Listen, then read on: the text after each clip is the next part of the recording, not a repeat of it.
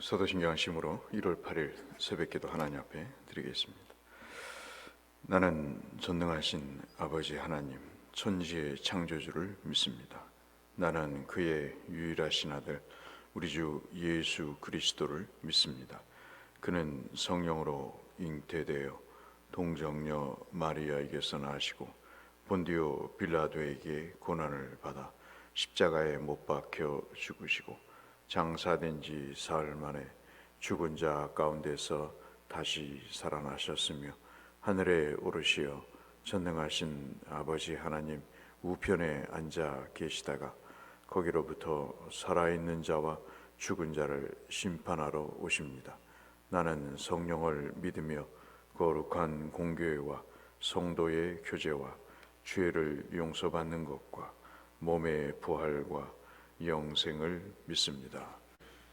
창세기 26장 12절에서 25절의 말씀을 이 아침 묵상하겠습니다.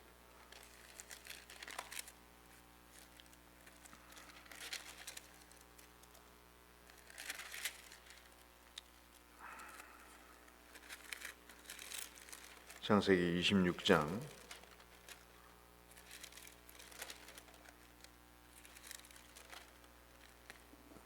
12절에서 25절의 말씀.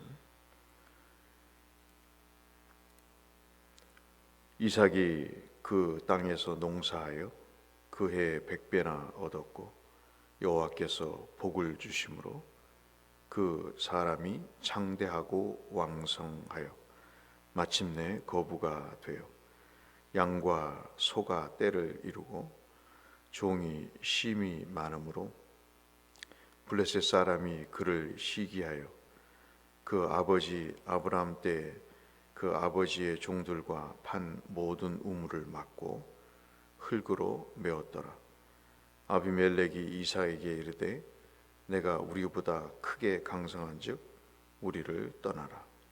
이삭이 그곳을 떠나 그랄 골짜기에 장막을 치고 거기 거류하며 그 아버지 아브라함 때 팠던 우물을 다시 팠으니 이는 아브라함이 죽은 후에 블레셋 사람이 그 우물들을 메웠습니다. 이삭이 그 우물들의 이름을 그의 아버지가 부르던 이름으로 불렀더라.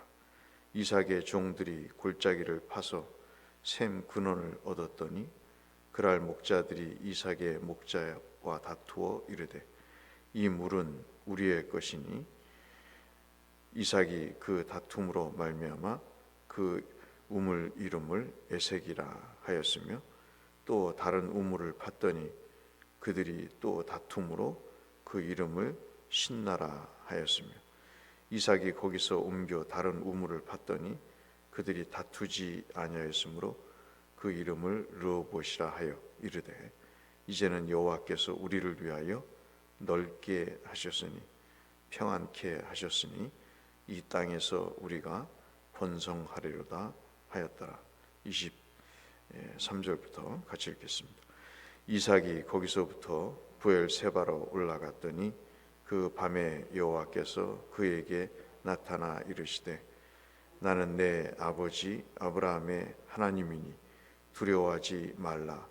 내 종 아브라함을 위하여 내가 너와 함께 있어 내게 복을 주어 내 자손이 번성하게 하리라 하신지라. 이삭이 그곳에 제단을 쌓고 여호와의 이름을 부르며 거기 장막을 쳤더니 이삭의 종들이 거기서도 우물을 팠더라. 아멘. 신앙생활을 하면서 우리는 어떤 때 의심이 들 때도 있고 그리고 불신앙의 나락으로 떨어질 때도 있습니다.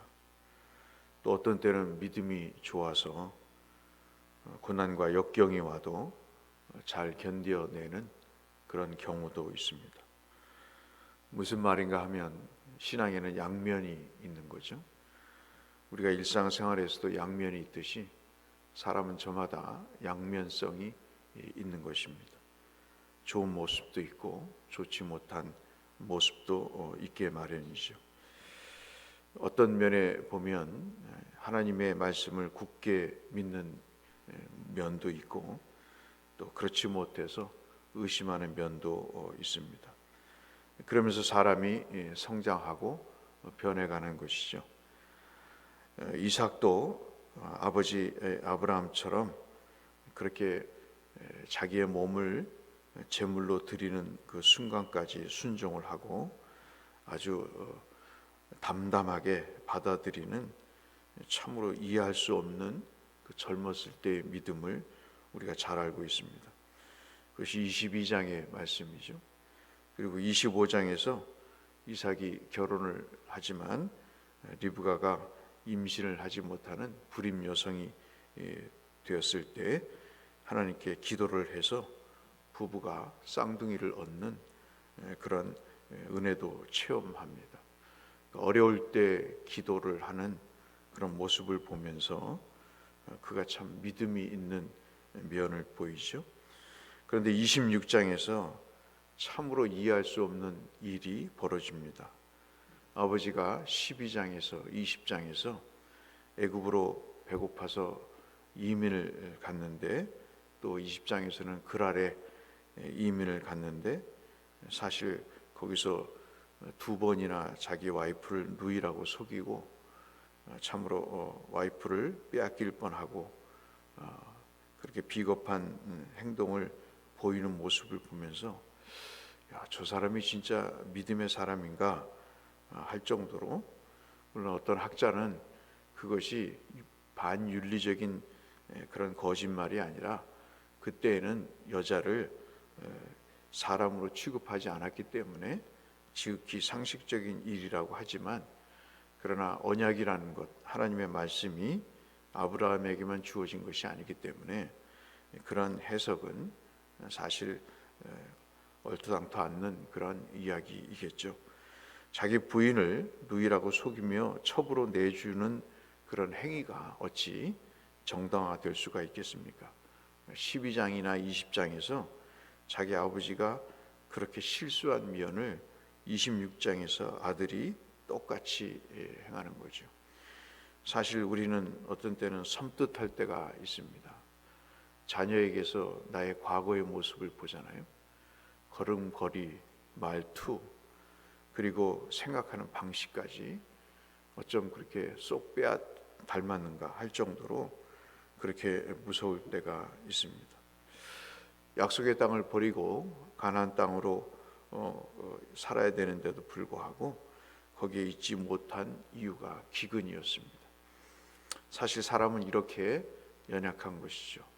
어떤 때에도 말씀을 드렸습니다마는 우리가 참 고난은 잘 겪기도 하지만 또 한편으로는 조금 인내하고 견뎌야 될 상황 속에 완전히 겉과 속이 뒤집어지는 그런 또 경솔한 면도 우리 속에 있는 것도 사실입니다.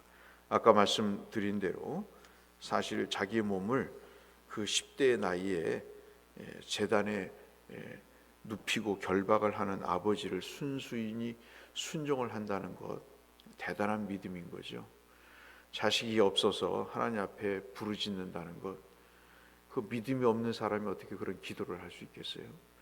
그런데도 불구하고 그는 그렇게 믿음의 소유자였지만, 그러나 또 기근이라고 하는 배고픔이라는 문제에 있어서는 그렇게 예상하지 못할 정도로 연약한 모습이었고, 사실 아버지를 이어서 아들도 역시 그런 영적인 약점이 부자지간에 적나라하게 드러난다는 면을 볼 때 참 우리의 믿음의 그 대를 이어가는 것이 참 쉽지 않다는 것을 우리가 살펴봅니다.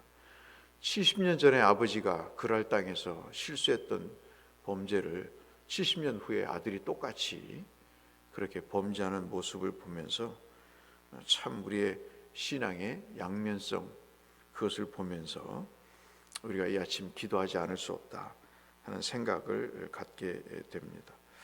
그런데 또 우리가 하나 살펴볼 내용은, 그것이 이제 우리가 읽었던 12절 이전까지의 문제라고 한다면, 그러나 오늘 말씀을 또 보시면 주께서 그럼에도 불구하고 이삭에게, 아브라함에게 그랬듯이 하나님이 나타나셔서 그에게 아브라함에게 약속하신 약속과 동일하게 하나님께서 이삭을 축복하시고 그의 그랄 땅에서의 순종하는 모습을 통해 또 하나님이 거부가 되게 하시는 축복을 주시는 것을 우리가 볼 수 있습니다.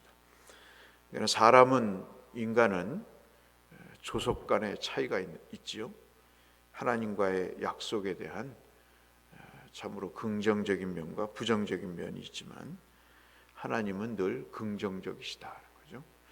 하나님은 그렇게 조속 간에 뒤집어 엎는 분이 아니고 끝까지 인내하시고 그에게 약속하신 약속을 지키시는 것을 우리가 볼 수 있습니다.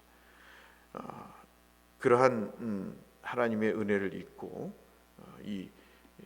이삭이 한 번 더 위기를 맞이합니다.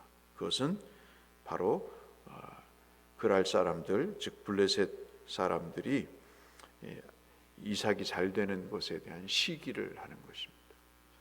신앙의 사람들은 그런 면이 없지만 불신앙의 사람은 꼭 그런 것 같아요.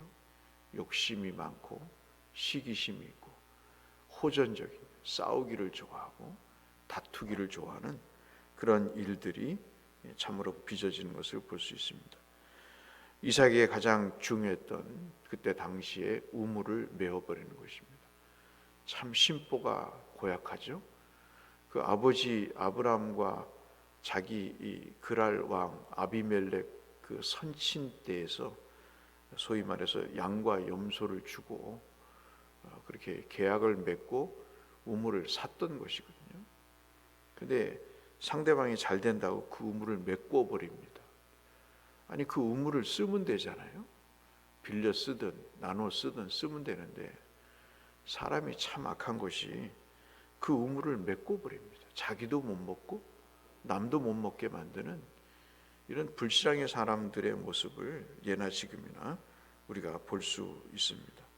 사람들이 건설적이지 않은 거죠. 약속을 믿지 않으면, 하나님의 말씀을 모르거나 믿지 않으면 이삭처럼 아브라함처럼 속이는 일이 벌어지고, 신앙이랄지라도 불신앙의 사람들은 그것을 아예 무시해버리는 그런 일들을 우리가 보게 됩니다. 그래서 가는 곳마다 우물을 메꿔 버리니까 이 소위 말하는 이삭이 애색이다 또는 신나다, 다툼이다, 이런 말들을 하게 되는 것이죠.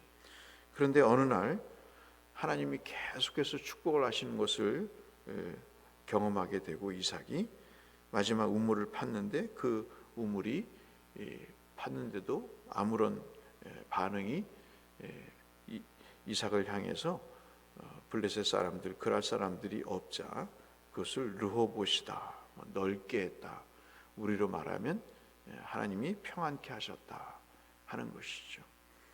약속을 믿고 나가면 하나님께서 언젠가는 이 참으로 지지고 볶는 세상에서 평안을 주신다 하는 것입니다. 그 약속을 믿고 나갈 때 다툼이 있고 그리고 어려움이 있어도 하나님이 이삭에게 평안할 때를 주신다는 것을 우리가 볼 수 있죠. 극심한 십자가의 고통과 서름과 아픔과 그런 참으로 감당할 수 없는 모욕이, 고난이 오지만 부활이라고 하는 평안이 오듯이 신앙의 패턴은 똑같은 것이죠. 그래서 우리는 그 약속을 믿느냐 믿지 않느냐에 따라서 인생이 위협에 처하기도 하고 또는 평안에 거하는 그런 일들을 우리가 경험하게 되는 것입니다. 오늘 26장에서 이삭은 그렇게 하나님의 말씀을 철떡같이 믿을 때와 믿지 못했을 때에 사람이 어떤 인생의 경험을 하는가 하는 신앙의 양면성을 우리에게 보여주고 있습니다. 그럼에도 불구하고 하나님은 언제나 신실하시게 그 참으로 조속으로 바뀌는 그 간사한 인간을 언제나 선대하시는 선하게 대하시는 모습을 우리가 묵상할 수 있는 것이죠. 오늘 26장을 통해서, 적어도 창세기를 통해서 20장과 12장과 26장을 통해서 우리는 다시 한번 하나님의 약속을 왜 믿어야 되는가에 대한 그런 이유를 확인할 수 있다 하겠습니다.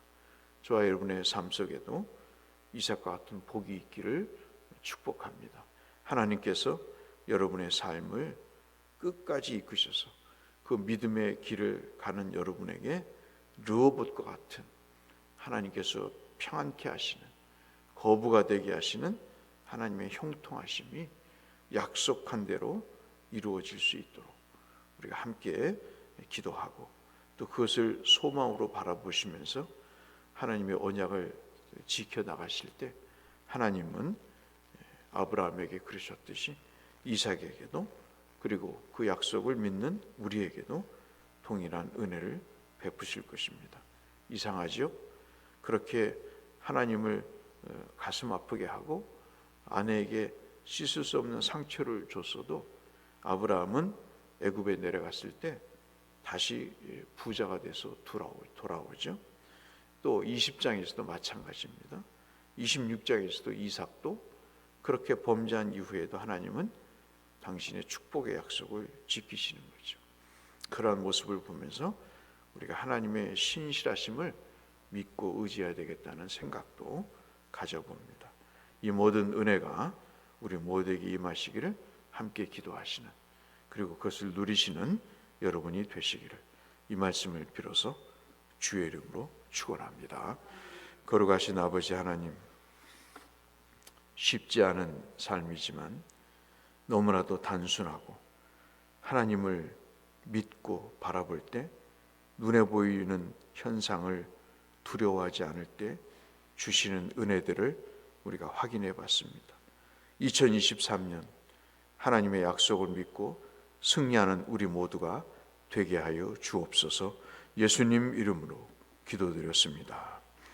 하늘에 계신 우리 아버지, 아버지의 이름을 거룩하게 하시며 아버지의 나라가 오게 하시며 아버지의 뜻이 하늘에서와 같이 땅에서도 이루어지게 하소서. 오늘 우리에게 일용할 양식을 주시고 우리가 우리에게 잘못한 사람을 용서하여 준 것 같이 우리 죄를 용서하여 주시고 우리를 시험에 빠지지 않게 하시고 악에서 구하소서. 나라와 권능과 영광이 영원히 아버지의 것입니다. 아멘. 함께 기도하며 주일 아침 예배를 준비하며 주 앞에 나가겠습니다. 기도하겠습니다. 아버지 하나님 감사합니다. 오늘도 새해를 맞이해서 두 번째 주를 우리에게 허락해 주심을 감사합니다. 하나님 아버지, 주께서 우리 속에 인도하시는 그 은혜가 오늘도 느껴지게 하시고 체험될 수 있도록 주께서 역사하여 주시옵소서.